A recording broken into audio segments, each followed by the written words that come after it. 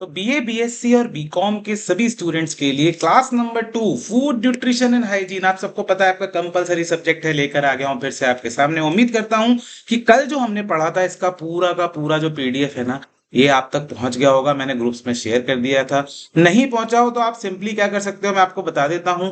ये मेरा phone number लिखा हुआ है, इस पे मैसेज कर लीजिए, किसी ग्रुप में ऐड हो जाइए, या एडुथाला बाय प्रणय यूट्यूब चैनल है जिसपे आप इस समय इसको देख रहे हैं, यहाँ पे आप सब्सक्राइब कर सकते हैं, मटेरियल आपको मिलता रहेगा। आज हम क्या पढ़ने वाले हैं इसकी लिस्ट ये मैं आपके सामने लेकर बैठा हुआ हूँ। ये सारा मैटर आपको पढ़ने वाला है।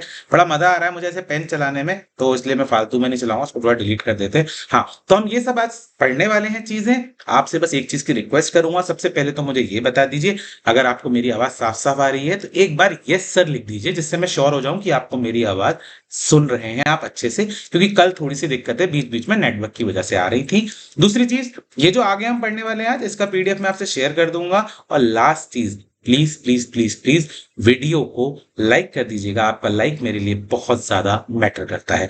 आज हम क्या पढ़ने वाले हैं, न्यूट्रिएंट्स के बारे में, उनके functions, deficiency and sources, dietary fibres, fluid volume excess, 1000 days nutrition. बहुत ही इंपॉर्टेंट पेपर के कंटेक्स्ट में 2-3 सवाल तो पक्का पूछेगा इसमें से, मैं आपको बता दूंगा वही सवाल आएंगे, मेरे को पूरा पूरा विश्वास है।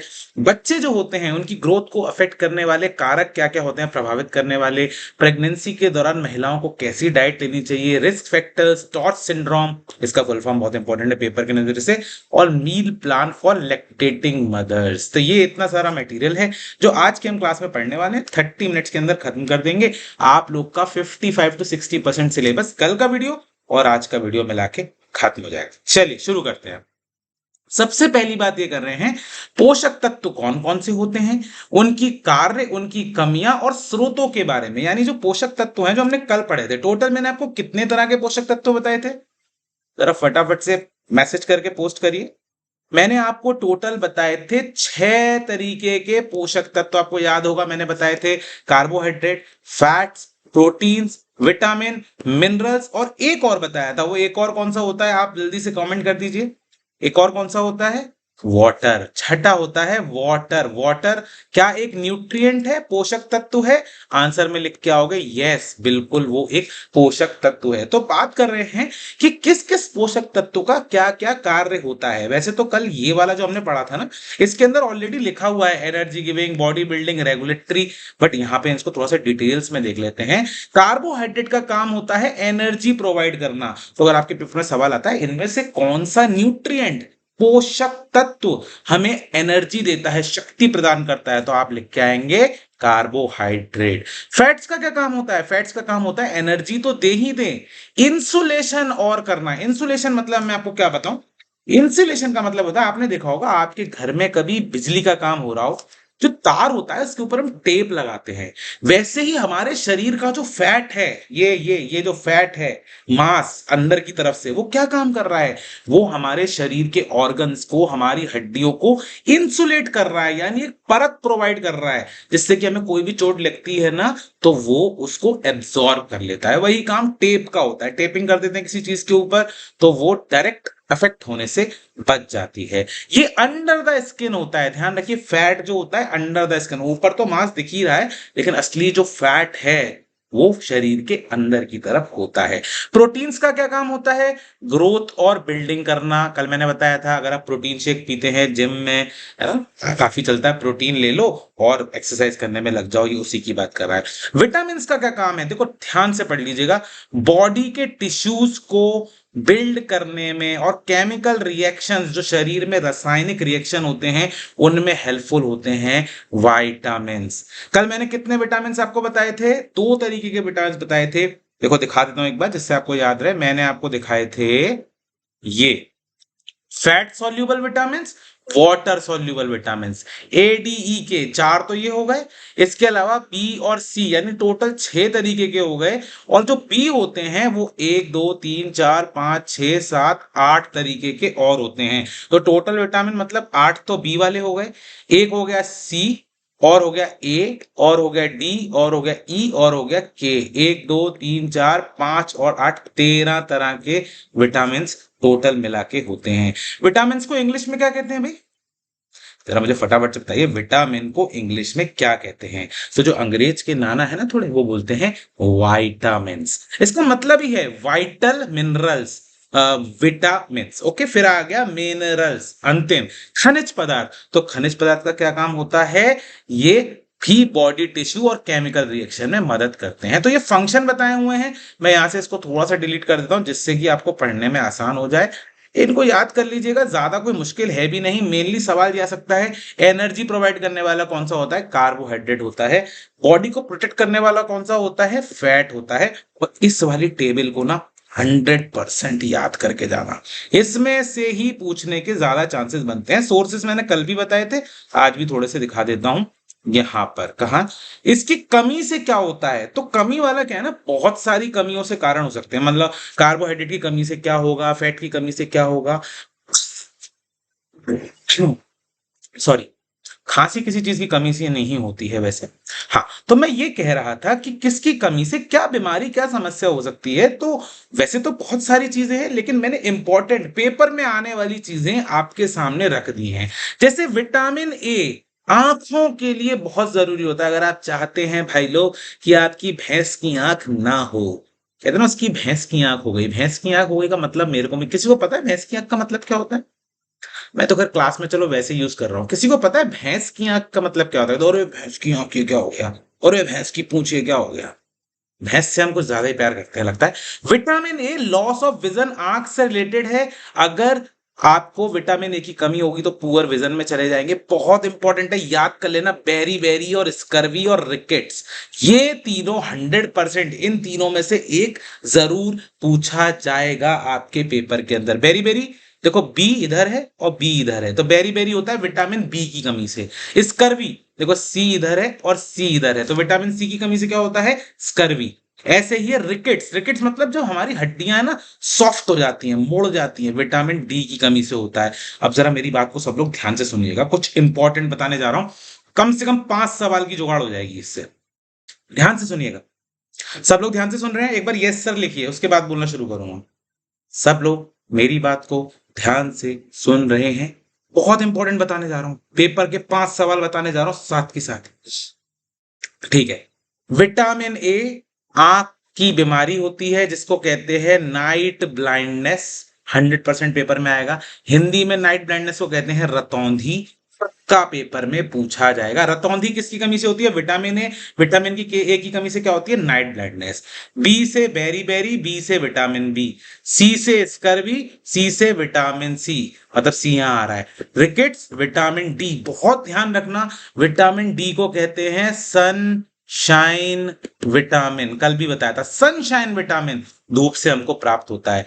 विटामिन सी को कहते हैं एस्कॉर्बिक एसिड, देखो कल वाले उसमें दिखा देता हूं। विटामिन सी को कहते हैं एस्कॉर्बिक एसिड, देखो ये रहा, विटामिन सी को कहते हैं एस्कॉर्बिक एसिड। विटामिन डी को कैल्सीफेरॉल। ये जो मैंने बातें पिछले 2 मिनट में बोली हैं, रट लेना, याद कर लेना, समझ लेना। कम से कम 5 सवाल आपके पेपर में इसमें से आएंगे। आयोडीन की कमी से गॉइटर होता है। गॉइटर में क्या होता है बच्चों, गॉइटर में एक व्यक्ति के गले में यहां से सूजन आ जाती है। इंपॉर्टेंट है। एनीमिया, खून की कमी, आयरन से। आयरन अगर आपकी बॉडी में कम होगा, जैसे मैंने बताया, ऐसा नहीं करना है दूसरे के घर में घुस के उसके घर की दीवारों को तोड़ रहे, वो कह रहे मेरे घर को मत तोड़ो। नहीं साहब, हमें सर ने बताया है आयरन खाने से एनीमिया नहीं होता है। मैं आपके घर का सारा जो आयरन है, लोहा है, खिड़कियां, दरवाजे, सरिया सब खा जाऊंगा मैं। आज नहीं छोड़ूंगा, आज मैं आयरन खा के रहूंगा, मुझे एनीमिया नहीं हो सकता। वो वाला आयरन नहीं है, ये हमको मिलता है। जैसे आप कह सकते हो अनार, अनार खाओ, अनार में आयरन होता है। भाई पालक खाओ, स्पिनिच, पालक खाओ, पालक के अंदर होता है। ये राइटिंग यार मेरी अवॉइड कर देना, बहुत ही गंदी आ रही है। सुनते जाओगे तो कोई प्रॉब्लम नहीं आएगी। ये जो बीमारियां मैंने यहां लिस्ट करी हैं, इसमें से आपके पेपर में 100% आ रही है। मैं गारंटी देता हूं इस बात की। पेपर के बाद मुझे व्हाट्सएप पे मैसेज जरूर करना कि सर आपने बताई थी और ये सारी बीमारियां आ गई। याद कर लेना ये वाला पूरा का पूरा सेगमेंट। गॉइटर क्या होता है, अगर आप देखना चाहो तो एक काम करते हैं, हम यहाँ से विंडो का बटन दबाते हैं, हम यहाँ जाते हैं, गूगल को ओपन करते हैं। गूगल बाबा, गूगल बाबा, गूगल बाबा। नॉट कनेक्टेड आ रहा है, कोई प्रॉब्लम नहीं है। अभी मैं इस पे वाईफाई कनेक्ट कर देता हूँ, तब तक हम आगे अपनी क्लास को कंटिन्यू कर लेते हैं। ये रहे, हाँ। तो अभी दिखा रहा हूँ गॉइटर क्या होता है आपको। बल्कि कनेक्ट हो ही गया होगा, तो मैं आपको अब दिखा देता हूँ। गूगल में जाओ, आप भी अपने गूगल को यूज करो खूब खूब, ठीक है। यहाँ से मैं जरा नेटवर्क कनेक्ट ही कर दूं। कोई मेरा पासवर्ड मत देख लेना नेटवर्क का। पता चला ये देख लिया कि क्या पासवर्ड है, और मैं अपने घर पे वाईफाई ऑन करूं और तुम अपने घर पे लगा के बैठे हो। अभी मेरा नेट ही कनेक्ट नहीं हो पा रहा है किसी कारण से। No internet, no internet, no internet, one plus, no internet. चलो वेट करते हैं हम लोग, एक सेकंड दीजिए उसमें। देखो कनेक्ट हो गया। यहाँ डालो गॉइटर। गॉइटर जैसे ही हम डालते हैं, इसकी इमेजेस में जाते हैं, थोड़ा देखने लायक नहीं है बट देखो, ये जो प्रॉब्लम है ये देख रहे हो आप, ये जो प्रॉब्लम क्रिएट हो रही है यहाँ पे, गले में सूजन आ जाना, इसका कारण होता है आयोडीन। आयोडीन की अगर आपकी बॉडी में कमी होगी तो गॉइटर बहुत ही भयानक रूप भी ले लेती है। मैं आपको दिखाना नहीं चाहता हूं ज्यादा इसको, तो इसलिए इसको यहीं पे बंद करके आगे बढ़ जाता हूं। ये पूरा का पूरा पीडीएफ आपको मिल जाएगा, इसको अच्छे से पढ़ लेना है। ध्यान रखिए, देखिए कार्बोहाइड्रेट कहाँ से मिलता है, protein, vitamin A, B1, C, calcium, iron, phosphorus, vitamin B6, सब सबके सोर्स का इंपॉर्टेंट मैंने कंपाइल कर दिया है। कैल्शियम कहाँ से मिलेगा, chloride, chromium, copper, fluorine, iron, magnesium, कौन सी चीज क्या खाने से मिलेगी और उसकी कमी से क्या बीमारी होगी, सब कुछ सब कुछ आपको कंपाइल करके मैंने दे दिया है। इसके अलावा आखिरी वीडियो में मैं आपसे और भी कुछ चीजें शेयर करूंगा। पेपर में आने के मतलब से ये वाली जो स्लाइड है मोस्ट इंपॉर्टेंट, मैं यहाँ पे लिख रहा हूँ मोस्ट इंपॉर्टेंट। 5 सवाल तो कहीं नहीं गए भाई, 5 सवाल पक्का यहाँ से पूछे जाने हैं। ये भी आप लोग देख लीजिएगा। विटामिन सी बहुत सारे सवाल आएंगे, विटामिन ए बहुत सारे, गाजर मेरे को बहुत पसंद है भाई गाजर, सर्दियों में तो मैं गाजर खाते खाते पढ़ाता हूँ ऑनलाइन। गाजर खाओ, अपनी आंख को भैंस की आंख होने से बचाओ। आयोडीन, आयोडीन मिलेगा हमको, तो हम कभी भी क्वाइटर जैसी बीमारी से सफर नहीं करेंगे। ये पूरा का पूरा पढ़ लीजिएगा, मैं आप लोगों से शेयर कर दूंगा। सोडियम किससे मिलेगा, फ्लोरीन बोन टूथ हेल्थ के लिए इंपॉर्टेंट है, काफी सारी चीजें इसके अंदर दी हैं। आप इसको आराम से बैठ के पढ़िएगा। Phosphorus, bone and tooth health, हमारे दांतों के लिए। हाँ, मजाक कर रहा हूँ, इतने कमजोर नहीं है। फॉस्फोरस, वो फॉस्फोरस कहां से मिलता है, बनाना।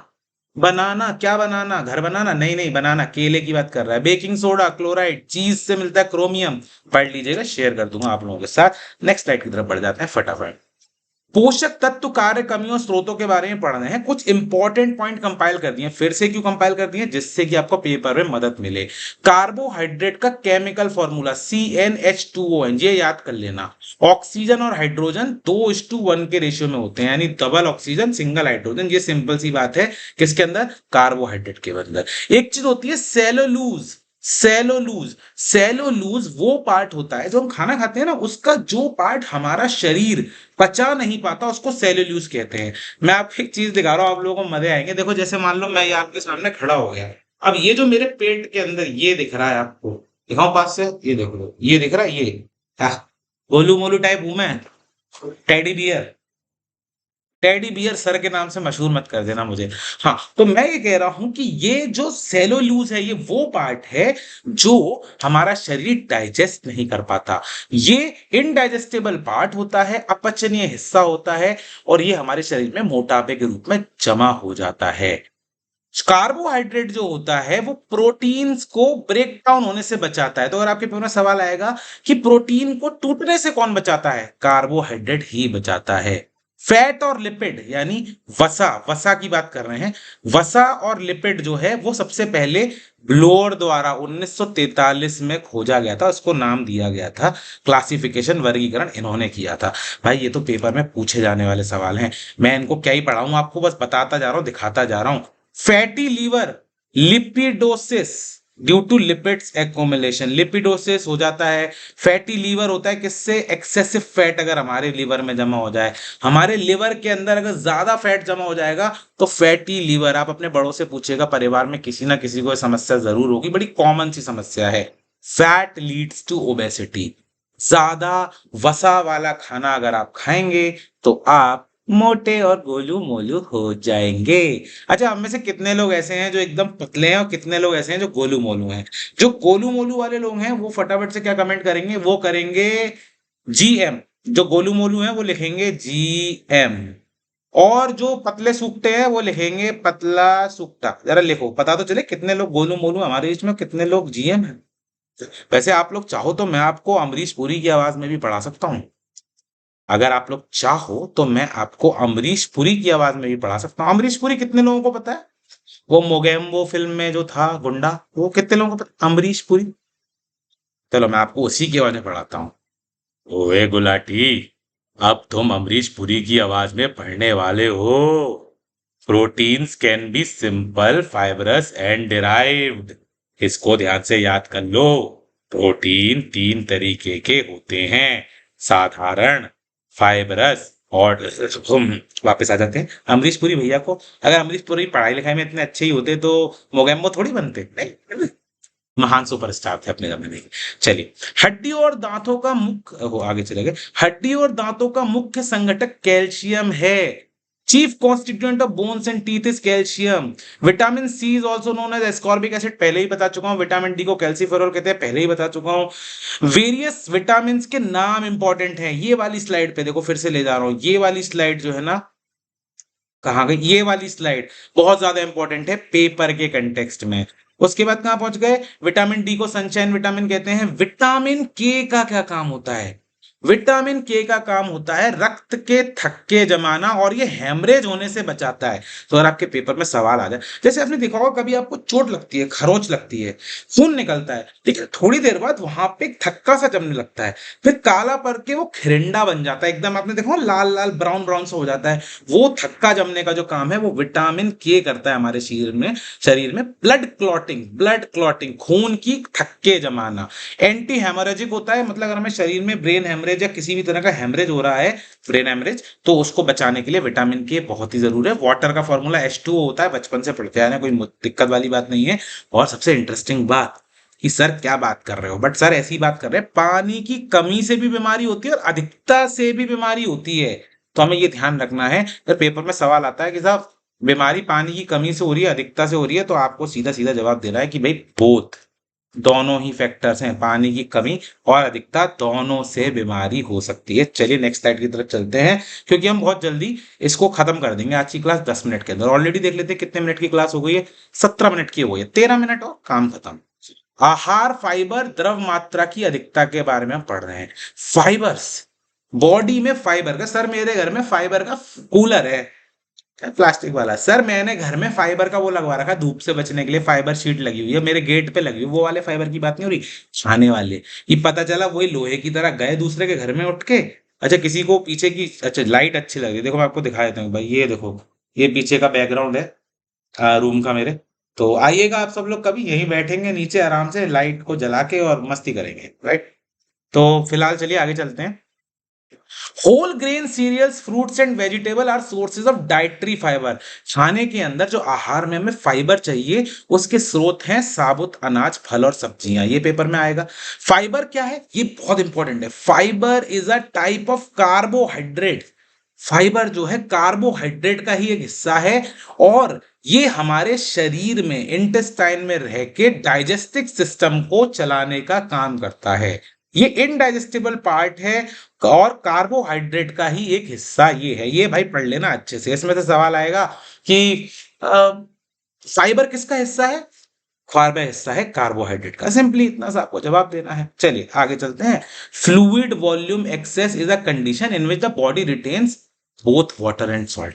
देखो हमारे शरीर के अंदर कुछ ऐसा मैकेनिज्म होता है कि हम इधर से पानी पीते हैं, सीने के माध्यम से, टॉयलेट के माध्यम से, वो पानी बॉडी एब्जॉर्ब करने के बाद रिलीज करती रहती है। लेकिन एक कंडीशन होती है जिसकी शॉर्ट है FVE, याद कर लेना, इसकी फुल फॉर्म है ये, फ्लूइड वॉल्यूम एक्सेस। इसमें क्या होता है कि हमारा शरीर जो होता है वो पानी और नमक इन दोनों को निकाल नहीं पाता है। जैसे आपने देखा होगा प्याज हम घर में खाते हैं, उसके ऊपर नमक डाल दो, थोड़ी देर में वो पानी छोड़ने लगता है। तो सॉल्ट जो होता है ना, वो भी पानी को निकालने का काम करता है हमारी बॉडी के। तो FVE से क्या होता है, हमारे शरीर में ज्यादा मात्रा में पानी जमा हो जाता है, जो कि हार्मफुल होता है। उससे थकान से लेके, हड्डियों से लेके बहुत सारी तरह की समस्याएं उत्पन्न हो जाती हैं। नेक्स्ट स्लाइड की तरफ हम चल रहे हैं। बहुत ही इंपॉर्टेंट कंसेप्ट, और ये कॉन्सेप्ट आपको याद दिलाने वाला है आपकी माँ की। देखो भाई, कुल मिला के बात ये है कि जरा कमेंट में लिख दो कितने लोग ऐसे हैं जो अपनी मम्मी से बहुत ज्यादा प्यार करते हैं। कितने लोग ऐसे हैं, जल्दी से लिखिए, मैं भी लिख देता हूं, मैं ऐसा हूं, एंटर। कितने लोग ऐसे हैं जो अपनी माँ से बहुत ज्यादा प्यार करते हैं? क्योंकि ये वाला जो हम पढ़ने जा रहे हैं ना, ये वाला मैटर, ये पढ़ने जा रहे हैं अपनी मम्मियों के बारे में। बड़ा ही इंपॉर्टेंट कंसेप्ट है। 3 से 4 सवाल मुझे लगता है, या 2 से 3 सवाल तो पक्का इन 2 स्लाइड्स में से आएंगे ही आएंगे आपके पास। इसका नाम है 1000 दिन की पोषण की अवधारणा। जब कोई बच्चा पैदा होता है तो उसके गर्भ धारण से लेके यानी प्रेगनेंसी से लेके 24 महीने 2 साल की उम्र तक, यानी 2 साल में कितने दिन हो गए भाई? 1 साल में 365, 2 साल में 730 प्लस 270 दिन कहां पे? हमारी प्यारी प्यारी मम्मी के स्टमक में। ये जो 1000 दिन बच्चा गुजारता है ना, 1000 डेज, ये कहा गया कि ये उसके जीवन का सबसे महत्वपूर्ण काल है न्यूट्रिशन के संबंध में। 1000 दिन का न्यूट्रिशन, यानी अगर कोई बच्चा अपने जीवन के पहले 1000 दिन का न्यूट्रिशन बेहतरीन लेता है तो ये सुनिश्चित हो जाएगा कि उसका जीवन का लंबा, अच्छा, स्वस्थ और बढ़िया होगा। सबको क्लियर हुआ? 1000 दिन कौन से हैं? गर्भावस्था से लेकर कब तक? 2 साल की उम्र तक। इन अवधियों को क्या कहा जाता है? गर्भावस्था, शैशवावस्था और शिशु अवस्था। Pregnancy, infancy, toddlerhood. अभी आगे इसको दिखाऊंगा। और प्रोफेसर डेविड पार्कर ने 1980 में इसके ऊपर पहले सबसे बातचीत की थी। एक चीज और ध्यान रखना, हमारे शरीर में प्रोटीन की जो मांग है उसकी गणना शरीर के वजन के आधार पर होती है। यानी अगर मैं थोड़ा ज्यादा हैवी हूं, मेरा वेट ज्यादा है, तो मुझे ज्यादा प्रोटीन चाहिए, आपका वेट कम है तो आपको कम प्रोटीन चाहिए। 1000 दिन के पोषण की अवधारणा है भाई साहब ये। विमेन्स की प्रेगनेंसी जो है उसके पहले जो 1000 दिन है वो सबसे जरूरी होते हैं। 3 स्टेज बताई गई। तो सवाल बनता है, नंबर 1 सवाल क्या बनता है? 1000 दिन के पोषण की अवधारणा में, 1000 डेज न्यूट्रिशन में, what is given? How many stages are given? How many stages are given? सब लोग लिख के बता दीजिए कितनी स्टेज बताई मैंने आपको? 3। पहली प्री प्रेगनेंसी से बर्थ तक की, दूसरी जन्म होने से 6 महीने तक की, और तीसरी 6 महीने से 2 साल तक की। तो टोटल कुल मिला के कितनी स्टेजेस आपको बताई गई? 3 स्टेजेस आपको बताई गई हैं। वो कह रहा है impact of good nutrition in early life can reach far into the future. अगर किसी बच्चे के जीवन के पहले 1000 दिन अच्छे गुजरते हैं खाने पीने के मामले में, तो उसके जीवन में बहुत सारी स्थितियां बहुत अच्छी होंगी। जैसे क्या होंगी? 10x बेटर होंगे वो, 4.6 मोर ग्रेड्स ऑफ स्कूल, 21% ज्यादा वो कमाएंगे अपने जीवन में। ये कुछ स्टैटिस्टिक्स को कंज्यूम किया गया है यहाँ पे। और उनकी आने वाली फैमिलियां और ज्यादा हेल्दी होंगी। 1000 दिन की अवधारणा की हम बात कर रहे थे। 3 स्टेजेस बताई गई हैं, फर्स्ट, सेकंड, थर्ड, याद कर लीजिएगा। गर्भावस्था, शैशवावस्था, शिशु अवस्था, 6 महीने से 2 साल की, बर्थ से 6 महीने की, प्रेगनेंसी के समय की। ये सब आप एकदम याद कर लीजिएगा। इसमें से 3 सवाल जरूर आपके पेपर में आने वाले हैं। Is it clear to all of you? क्या सबको ये एकदम क्लियर हो गया है? Thank you. आगे चलते हैं। तो बच्चे के विकास को प्रभावित करने वाले कारक क्या हैं? जो छोटा बच्चा होता है, मैंने कहा था ना, हमें अपनी मम्मी की याद। ये मम्मी की याद इसलिए आएगी कि हमारी मम्मियां ये इंश्योर करती हैं कि उनके जो बच्चे होते हैं ना, उनके विकास को कुछ भी प्रभावित ना करे। उनका विकास जो है ना बड़े ही अच्छे से हो। वैसे यहाँ किसी का नाम विकास है क्या? कोई विकास यहाँ पे है क्या? हे विकास, अगर आप हो तो हेलो विकास। अगर कोई विकास यहाँ पे मौजूद हो तो उसको मेरी तरफ से हेलो। और आप सब लोग जुड़े रहे वीडियो से, इसलिए जरा फटाफट से टाइप करिए, हेलो सर कैसे हैं आप? मुझसे भी तो पूछ लो यार, इतनी गर्मी में पसीनों में मैं तुमको पढ़ा रहा हूँ, मेरे को तो बोलो हेलो सर कैसे हैं आप, केम जो, खाना खा के जाना, ऐसा कुछ लिख दो मेरे लिए। चलिए वीडियो को लाइक जरूर कर दीजिएगा। अभी तक देख रहा हूँ लाइक बहुत कम लोगों ने किया है। प्लीज वीडियो को लाइक करिए, आपके जो जरूरी मित्र हो उनसे शेयर करिए, शायद उनके एग्जाम में ये वीडियो काम आ जाए। तो कह रहे हैं कि बच्चे की विकास को प्रभावित करने के ना बहुत सारे कारण होते हैं। जैसे हमने कल पढ़ा था, जरा इस वाली स्लाइड पे लाना चाह रहा हूं मैं आपको। कल हमने पढ़ा था कि जो न्यूट्रिशन होता है ना, न्यूट्रिशन को अफेक्ट करने के कारण पढ़े थे। कहां पढ़े थे हमने? ये फैक्टर्स अफेक्टिंग न्यूट्रिशन। अब हम पढ़ रहे हैं कि छोटे बच्चे के न्यूट्रिशन को अफेक्ट करने वाले कारण कौन कौन से हैं। तो बहुत सारे कारण होते हैं। देखो, हेरिडिटी, आपने देखा होगा किसी के पापा लंबे हैं तो बेटा भी लंबा चौड़ा है, किसी के घर में सब लोग मोटे मोटे मिलेंगे, तो वंशागति जो होती है वो बहुत बड़ा फैक्टर होता है। लिंग बच्चे का मैटर करता है, उसके आसपास का एनवायरनमेंट। कोई बच्चा अगर अफ्रीका में पैदा हो रहा है तो उसका विकास अलग तरीके से होगा, कोई बच्चा अगर इंडिया में पैदा हो रहा है, ऑस्ट्रेलिया में हो रहा है, या इंडिया में भी अलग अलग स्थानों पे हो रहा है, उसकी जाति क्या है, वो किस नेशनैलिटी से आता है, उसके हार्मोन्स कैसे हैं, उसको न्यूट्रिशन कैसा मिलता है, इसी के ऊपर बात करके लिखा गया 1000 डेज वाला कंसेप्ट जो मैंने पिछली स्लाइड में पढ़ाया था। इमोशनल और सोशल फैक्टर कैसे मिल रहे हैं, हो सकता है किसी बच्चे को अपने परिवार से बहुत जबरदस्त इमोशनल भावनात्मक सपोर्ट मिल रहा है, या समाज उसका बहुत अच्छा है या खराब है, कुछ भी मैं इसके ऊपर स्पेसिफिक कमेंट नहीं कर रहा हूं, पर ये सब कारण होते हैं। आर्थिक, देखो इकोनॉमिक कारण तो है ही, किसी के पास पैसा है तो शायद बहुत सारी ऐसी चीजें अपने बच्चों के लिए अफोर्ड कर सकते हैं जो कम पैसे वाला अफोर्ड नहीं कर सकता। वैसे तो हर माँ बाप अपने बच्चों के लिए सबसे बेस्ट ही करना चाहते हैं, इसी बात पे सब लोग आज चाहेंगे अपने मम्मी पापा को गले लगा के आएंगे और कह के आएंगे थैंक यू, आपने हमें बीए बीएससी या बीकॉम में एडमिशन दिलवाया, नहीं तो हम सर से कैसे मिल पाते। क्यों, सही बात है ना? अगर सही बात है तो यस सर लिख दो, अगर गलत बात है तो नो सर लिख दो, लेकिन कुछ ना कुछ लिख दो, जुड़े रहो। माता से संबंधित पैतृक कारक, कहने का मतलब यह है कि पेरेंटल फैक्टर ऐसे हैं कि मान लीजिए किसी व्यक्ति, जो बच्चा पैदा होने वाला है, उसकी मम्मी को कोई बीमारी है, वो कोई दवाइयां ले रही हैं, मेडिसिनल फैक्टर्स, तो वो भी बच्चे पे असर जरूर डालते हैं। प्रसवोत्तर कारक, पोस्ट नेटल यानी प्रेगनेंसी के बाद कई सारी कंडीशंस हो सकती हैं, और प्रसव के पूर्व के कारण भी हो सकते हैं। जैसे किसी माता को बाई चांस प्रेगनेंसी के दौरान चोट लग जाती है तो उसका असर बच्चे के ऊपर आता है। ये सब जो फैक्टर्स हैं, इतने सारे फैक्टर्स बताए गए हैं, इसके ऊपर ज्यादा से ज्यादा एक ही सवाल आ सकता है। हाँ, ये वाला जो कंसेप्ट है इस पे 2-3 सवाल डेफिनेटली आएंगे। गर्भावस्था के दौरान संतुलित आहार बड़ा इंपॉर्टेंट है। देखो, जिस तरीके से हमारी मम्मियां हमारा ख्याल रखती हैं ना, उसी तरीके से हमारे परिवार का ये ध्येय बनता है, ये उनकी जिम्मेदारी बनती है कि जिस समय हमारे घर में कोई महिला प्रेग्नेंट है, कोई बच्चे को जन्म देने वाली हैं, गर्भावस्था में है, उस दौरान उनके आहार का ख्याल रखा जाए। तो इसी बारे में बात कर रहे हैं कि भाई भ्रूण जो होता है ना, वो तीसरे महीने, ये सारे इंपॉर्टेंट पॉइंट्स कंपाइल किए हैं, आपसे पूछा जाएगा। वेट इंक्रीज होता है माताओं का 30% तक, यानी कोई अगर 50 kg की है कोई महिला, तो वो प्रेगनेंसी में 65 kg तक वेट चला जाता है उनका, फिर 30% तक उनका वेट बढ़ जाता है। एक गर्भावस्था वाली महिला को 100 से 300 कैलोरी ज्यादा चाहिए होती हैं। एक प्रेग्नेंट वुमेन एक्चुअली लगभग 2 लोगों के लिए खाती है, देखा जाए तो अपने लिए तो खाती ही है, अपने बच्चे के लिए भी खाती है।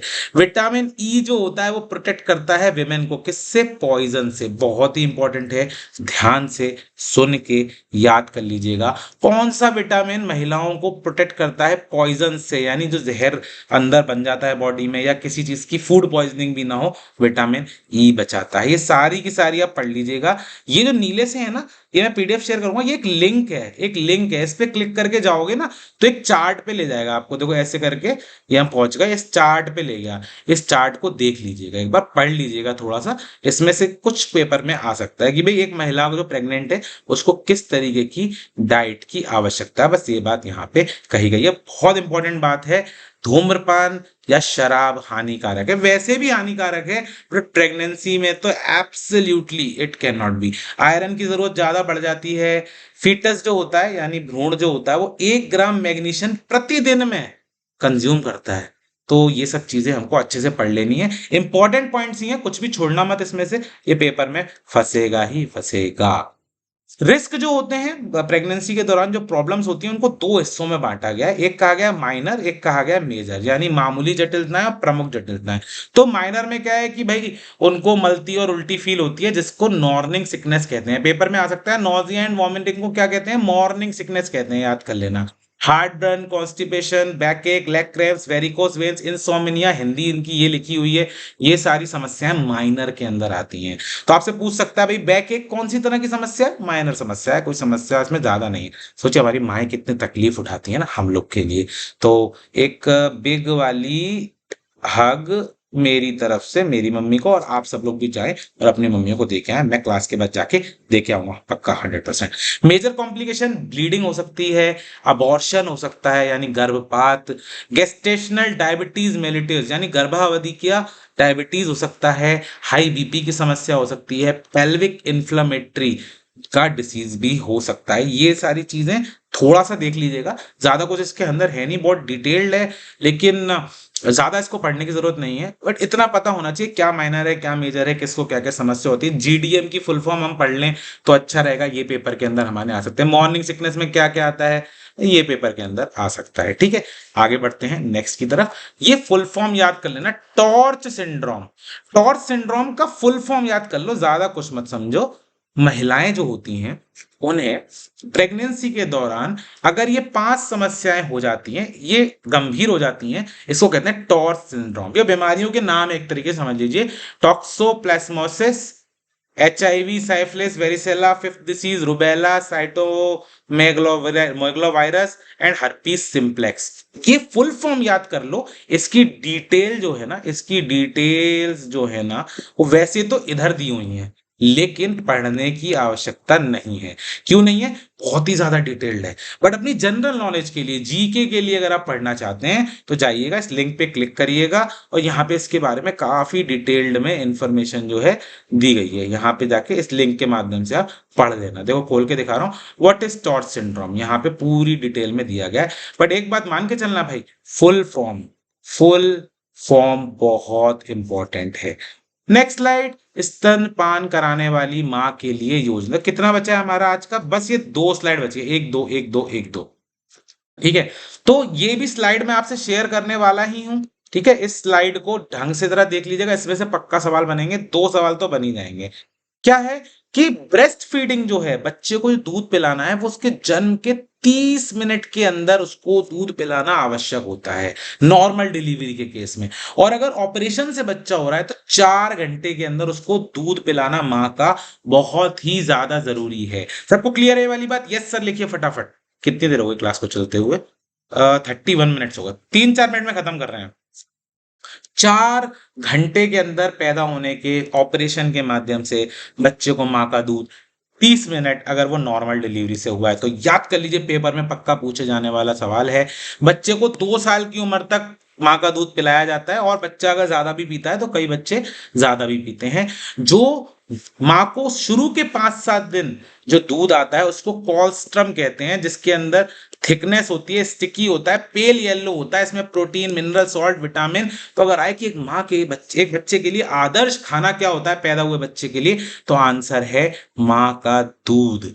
ध्यान रखें, ब्रेस्ट मिल्क जो होता है, माँ का दूध जो होता है, वो हमारा आईक्यू भी बढ़ाता है, बॉडी टेम्परेचर को मेंटेन करता है, और ये न्यूबॉर्न बेबी के लिए बहुत अच्छा होता है। इतना अच्छा होता है कि आज की डेट में भी अगर किसी की लड़ाई हो जाती है ना, लड़का हो चाहे लड़की हो, वो एक ही बात बोलती है, साले माँ का दूध पिया तो बाहर आके मिल, माँ का दूध पिया तो कॉलर पकड़ के दिखा, माँ का दूध पिया है तो आजा, माँ का दूध किया है तो लड़ ले। कहते हैं ना, क्यों कहते हैं? बिकॉज माँ का दूध एक इंसान के लिए सबसे जरूरी होता है। पहले 5-7 दिन जो कोलेस्ट्रॉल आता है वो उसके जीवन को दिशा देता है। बात कर रहा हूं न्यूट्रिशन के एंगल से। ठीक है, ये पढ़ लीजिएगा।